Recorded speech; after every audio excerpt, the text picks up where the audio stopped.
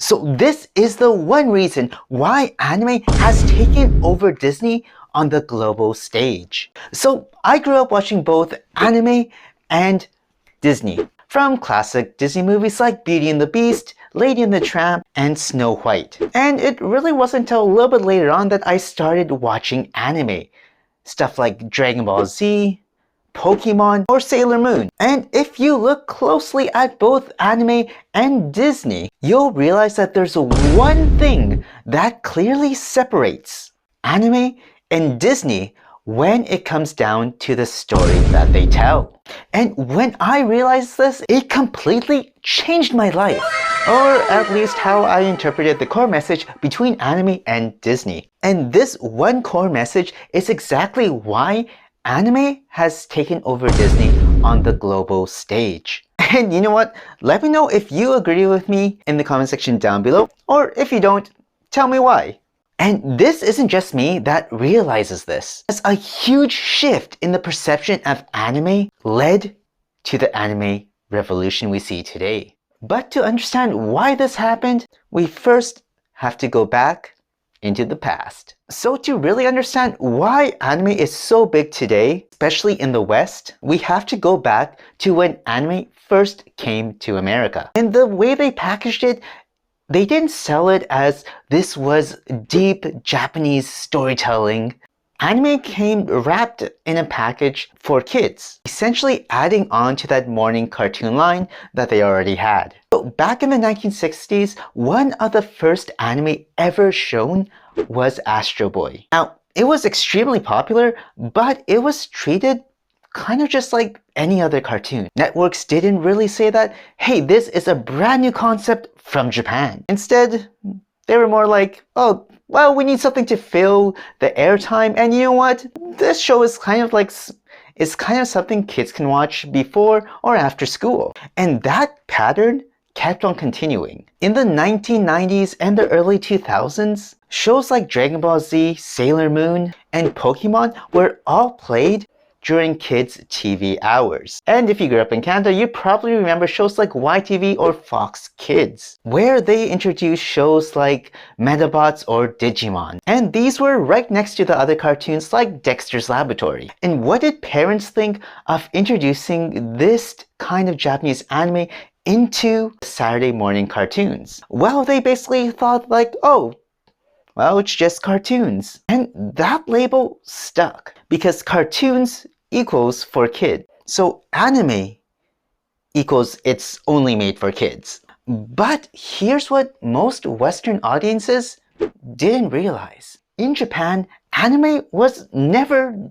just for kids. Yes, there were kids shows in anime, but there were also various shows for teenagers, young adults, and even dark and psychological shows for adults. Because in Japan, anime wasn't just a kid thing. It was a fundamental way to tell stories. But when a lot of these shows were introduced in the West, they were heavily edited. Scenes were cut, scripts were remade, and scenes were censored. And sometimes entire storylines were removed just to make them more kid-friendly. So Western viewers essentially got a toned-down version of what anime was supposed to be. And because of that, anime didn't really look too deep. It just looked flashy. And if you fast forward to the late 2000s, something huge changed. And that was streaming and the internet. Now,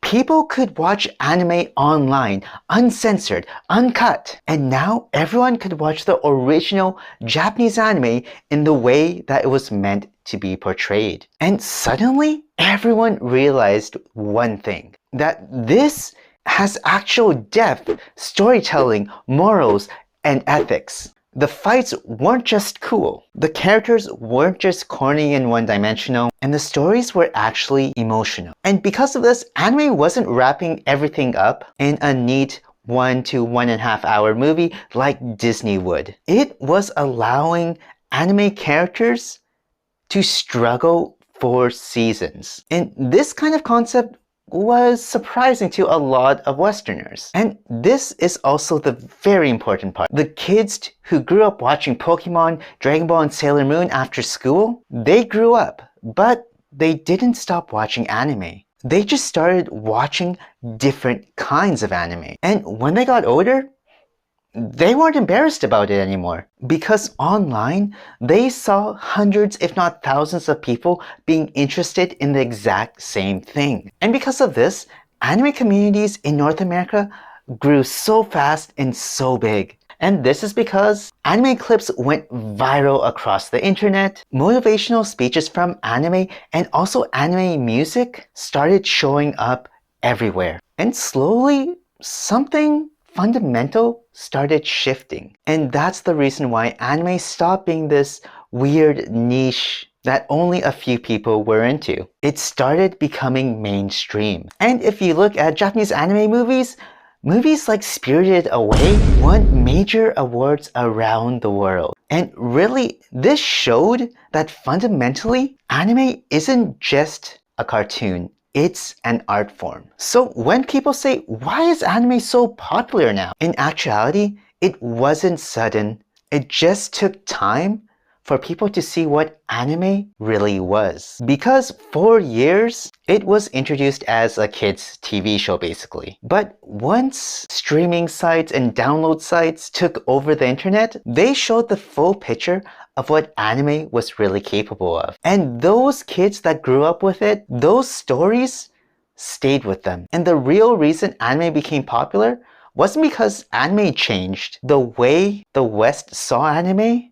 Their perspective fundamentally changed. And once that happened, people started comparing it to Disney in a completely different way. Because today anime is so popular around the world that they have conventions dedicated just for that, drawing thousands of anime fans every single year for a convention where their favorite anime shows are celebrated through cosplay, events, live panels, and even music. And if you compare the vast majority of anime conventions to Disney conventions, it's clear that anime has inspired and captivated people in a way which Disney just doesn't. But why is this? And why do we see so many kinds of people drawn to anime but not to Disney? Well, that's because of this one key difference of how Disney portrays its characters and stories compared to anime. And if you're interested in this topic,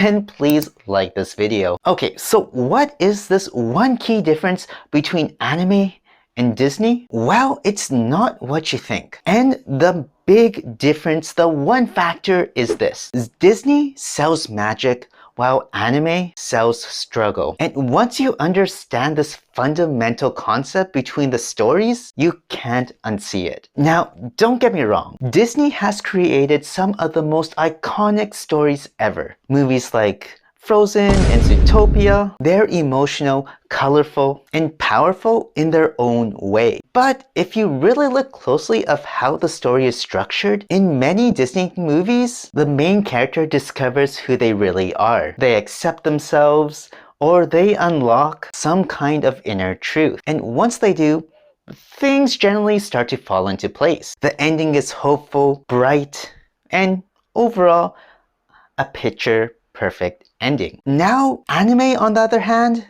is completely different. Take Naruto, for example. Naruto doesn't win just because he believes in himself one day. He's hated by the villagers who he grew up with. And he fails, like, a lot. He embarrasses himself in front of the girl that he likes. He loses to his rival every single time. And people just don't respect him. He works and works and works to get better, but he still loses. Or if you look at Pokemon, for example, Ash wants to become a Pokemon master, but doesn't become one right away. In fact, he loses tournaments, matches, over and over and over again. And this is because the message here isn't everything will work out on its own. The message is you will struggle and you'll have to keep on going anyway. And that type of message is a huge difference. Because Disney stories focus on emotional breakthrough, while anime stories focus on earned growth. In Disney, magic helps the character. In anime, the character becomes strong without magic saving them. And maybe that's why anime feels so strong and is so popular to many young people right now. Because real life, it doesn't let up. It's unforgiving and cold. Because in real life, you fail tests, you'll get rejected, you'll feel ignored, and you train.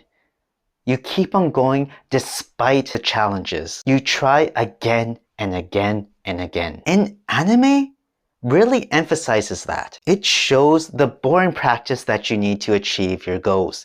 It shows the pain that you experience. It shows the doubt that you have along your journey. And it shows the slow progress you make step by step. While on the other hand, Disney gives you hope, while anime gives you endurance. And really, both are important because sometimes you just need a story that reminds you that the world can be beautiful and full of hope. But other times, you need a story that says life is going to be hard, but that's okay. Now, the difference in the messaging between the stories doesn't make one better than the other, but it does explain why anime has connected so deeply with so many adults. Because when life feels uncertain, stories about overcoming adversity really hit harder than stories about instant resolution. Disney teaches you to dream, while anime teaches you to grind. In fact,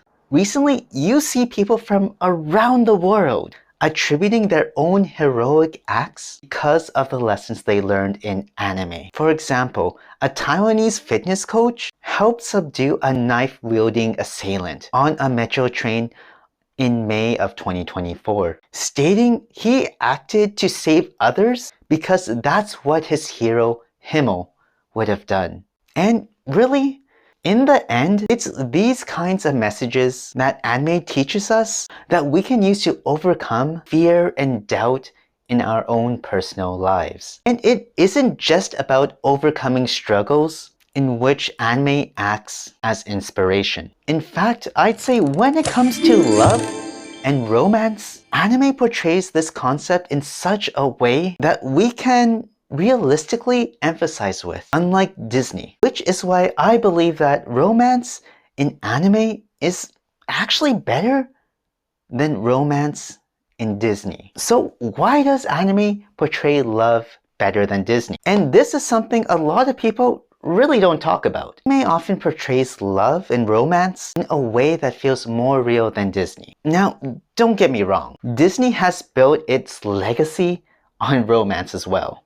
And for decades, Disney movies have taught us about true love, destiny, and magical fairy tales. And those stories are beautiful and emotional for a reason, but they are extremely fast-paced in the way that they tell the story. Usually, two characters meet, there's a spark, there's some kind of problem they have to overcome, and then the realization that no matter what, love conquers all. And I'm talking about you, Lady and the Tramp. And by the end of the movie, everything is clear, neatly packaged, and really has that perfect fairy tale ending. And now, here's where anime is different. For example, take the anime Your Name. The two main characters don't fall in love through a simple meet and greet. Instead, they switch bodies. They live parts of each other's lives. And they slowly learn about each other's struggles before they fully understand and comprehend their own feelings. And overall, their love doesn't happen because the story says it should. It builds quietly in the background. They connect not through big romantic gestures, but through everyday experiences.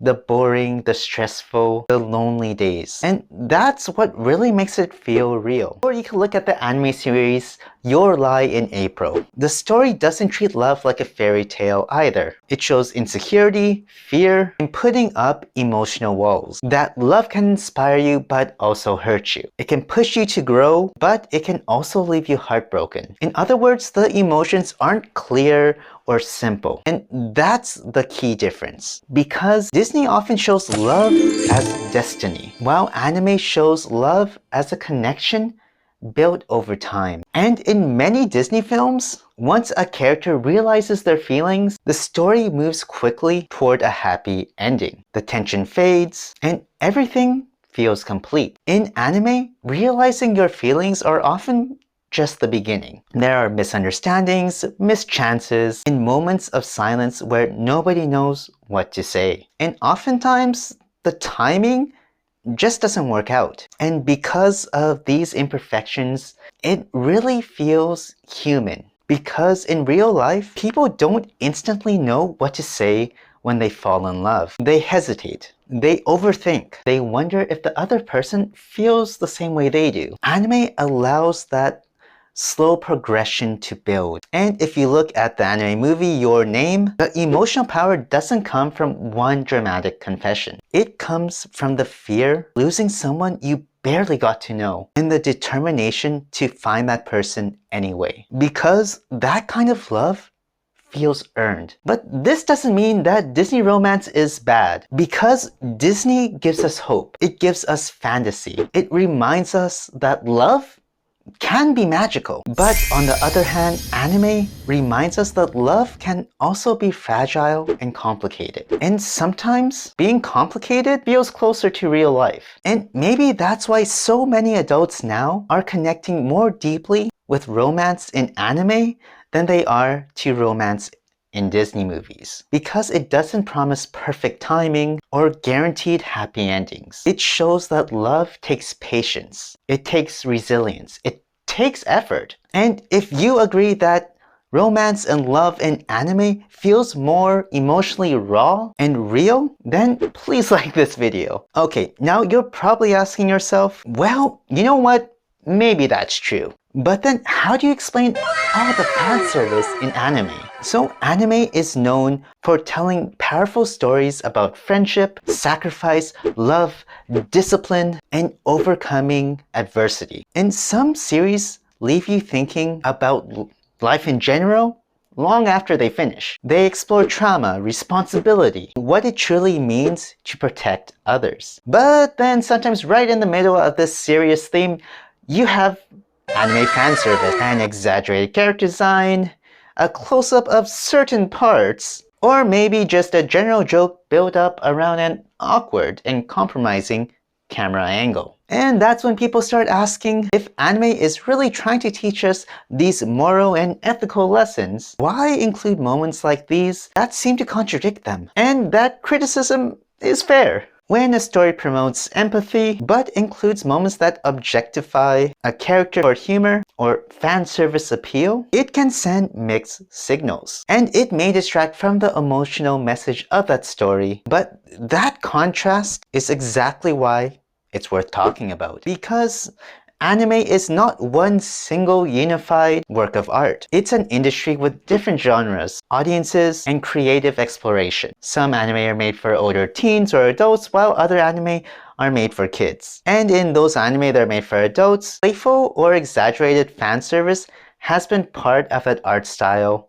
for a long time. And most creators don't see it as taking away from the morals or the ethics of their story. They see it as either tradition or as entertainment to make the audience feel a certain way. And now you're probably thinking, oh, okay, that's fair, but Disney doesn't do that, or do they? And while Disney doesn't include obvious fan service like in anime, meaning you don't see any kind of random sexual scenes or appeal, you don't get exaggerated camera angles, this is because Disney films focus a lot on families. And because of this, their tone and what they show is tightly controlled. And because of this, Disney movies on the surface seem more consistent. Because when a Disney movie talks about kindness, bravery, or believing in yourself, the entire movie supports that premise. However, that doesn't mean that Disney avoids fan service altogether. In fact,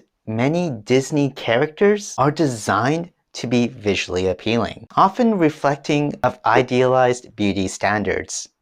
I mean, look at Elsa. You think anyone has a waist that small? But really, the difference is that Disney's fan service is polished and neat, while anime fan service is more exaggerated and recognizable. And then anime's moral depth and messaging aren't erased by fan service, but it can be complicated by it. It's essentially about knowing your audience and what they would like. But do you think fan service should be included in anime? Let me know in the comment section down below. Or do you think Disney should have more fan service? Also, let me know your thoughts. So now that we kind of covered why anime is so popular worldwide, we have to also ask ourselves, why is Disney so popular in Japan? Especially if anime stories have this wide range and depth of storytelling that Disney stories just don't seem to have. Well, the answer to this is actually pretty simple. Disney gives Japan something different. Disney represents a style of storytelling that feels clean, consistent, and emotionally safe. And the themes are generally pretty clear. Believe in yourself, true love conquers all, and the endings are always hopeful. And this consistency is exactly what draws Japanese audiences to Disney. Because in a country where daily life can feel structured, high pressure, and real focused, Disney offers emotional comfort. The stories are easy and straightforward to understand, and you know by the end of the story, everything is going to be okay. And that emotional reassurance has a very strong appeal.